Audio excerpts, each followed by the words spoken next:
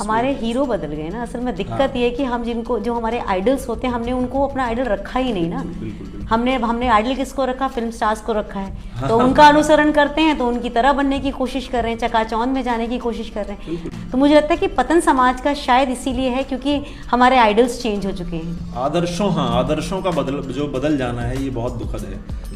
आप फिल्मों में देखिए कि नायक को किस तरह प्रस्तुत किया जा रहा है, जो हीरो है उस फिल्म का। ऐसी बहुत सारी फिल्में आपने देखी होंगी जो हीरो है वो लड़कियों के साथ बदतमीजी कर रहा है, वो एज अ ऑब्जेक्ट ट्रीट कर रहा है लड़कियों को, बिल्कुल वो नशे कर रहा है, वो सिगरेट पी रहा है और उसको ग्लोरीफाई कर रहे हैं आप। अगर आप हीरो के माध्यम से कोई काम करवा रहे हैं तो मतलब आप ग्लोरीफाई कर रहे हैं उस चीज को। आप विलेन से करवाइए, मुझे कोई आपत्ति नहीं है। विलेन अगर शराब भी पी रहा होगा मैं कहूंगा ठीक है, जो डायरेक्टर है उसकी मंशा ठीक है, उसने विलेन के हाथ में शराब की बोतल दी है। आपका हीरो जो है वो शराब पी रहा है, आप समाज को क्या सिखा रहे हैं? एक छोटा और ठीक है, उन्होंने तो परोस दिया, हम और आप बच्चे साथ में रहते हैं, हम एक समाज के रूप में हम जाते हैं बच्चों को साथ में लेकर के, और जब स्क्रीन पर ऐसे सीन आते हैं जिसमें जो हीरो है वो शराब पी रहा है, वो गाने इस तरह के फूहड़ लिरिक्स जो है बजते हैं, सूरज डूबा है यारों दो घूंट नशे के मारो, गम तुम भुला दो सारे संसार के, इस तरह के लिरिक्स बज रहे हैं, हम क्या कर रहे हैं? हम तालियां बजा रहे हैं, हम सीटियां, हम तो चलिए ठीक है उस दिमाग के हो ही गए हैं। उस बच्चे के अवचेतन मस्तिष्क में क्या जा रहा है कि हमारे पिताजी जब सीटियां बजा रहे हैं, खुश हो रहे हैं इस बात चीज पर, तो अच्छी बात कह रहा होगा, कोई अच्छी बात ही चल रही होगी। आप थिएटर में सीटियां बजा रहे हैं, वो सड़क पे सीटी बजाएगा और फिर पूरा समाज उसके ऊपर चढ़ जाएगा, बच्चे के ऊपर, कि इसके तो संस्कार खराब है, इसको तो फांसी पे लटका दो। इनके साथ क्या करें? इन माँ बाप के साथ क्या करें जिन्होंने उसको इस तरह बना दिया?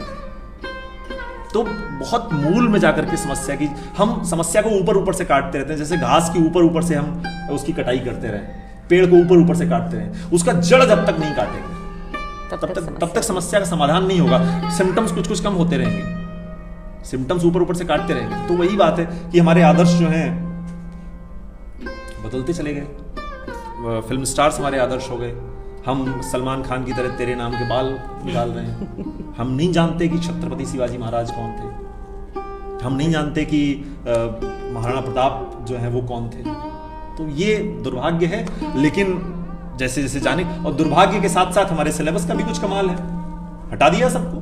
आप देखिए ना इतिहास की पुस्तकें, लोग कहते हैं, जब मैं इस बात को बोलता हूं तो लोग कहते हैं कि तुमने पढ़ी नहीं है किताबें, महाराणा प्रताप के ऊपर कितनी किताबें लिखी हुई हैं। मैंने कहा किताबें पढ़नी दूसरी बात होती है, कक्षा 6 से लेकर कक्षा 8 तक जो इतिहास हम पढ़ रहे हैं उसमें कितना पढ़ा रहे हो?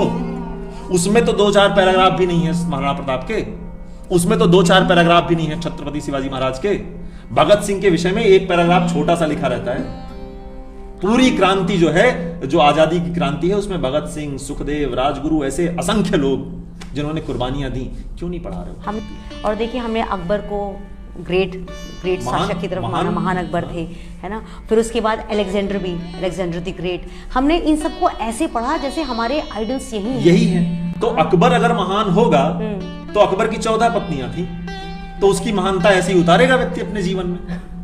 तो वो समझने की बात यही है ना कि अकबर भी महान और महाराणा प्रताप भी महान, ये दोनों तो नहीं हो सकता, दो में से एक ही होंगे, दो में से कोई एक ही महान होगा। अगर आप कहते हैं महाराणा प्रताप जो है युद्ध में अकबर से नहीं जीत पाए, युद्ध में जीतने वाला नहीं याद रखा जाता है। युद्ध में जिसने सामने से जिसने पराजय स्वीकार नहीं की अंतिम समय तक, जिसने सिर नहीं रखा अकबर के चरणों में कि मैं जो है सरेंडर कर रहा हूं तुम्हारे सामने, वो स्वाभिमान जो है वो प्रणम्य है, वो साहस प्रणम्य है। ये युद्ध तो होते रहते हैं, कोई ना कोई तो जीतेगा, कोई ना कोई तो हारेगा, लेकिन किसने साहस के साथ युद्ध किया वो स्वीकार्य है, वो प्रणम्य है।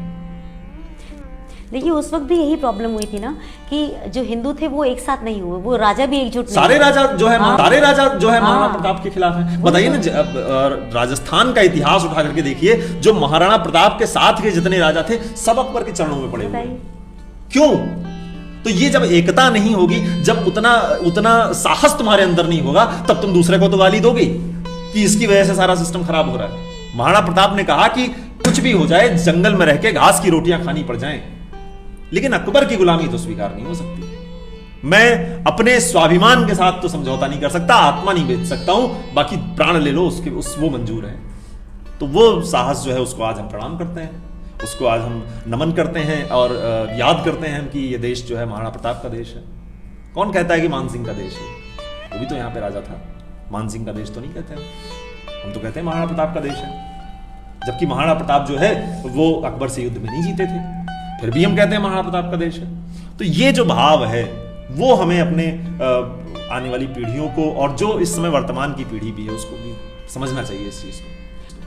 महिम जी, आपसे बात करके वाकई बहुत अच्छा लगा, क्योंकि आपसे बात करते हुए जो क्लैरिटी है आपकी, जो विजन है आपका, जो उसकी क्लैरिटी है वो समझ में आती है। और मुझे लगता है कि अगर आपकी वाली जो पीढ़ी है, ये जो युवा पीढ़ी है, अगर इस क्लैरिटी के साथ आगे बढ़ेगी तो हमारा देश फिर से, जिसे हम सोने की चिड़िया कहते थे, वो दिन दूर नहीं कि हम वापस सोने की चिड़िया बन जाएंगे।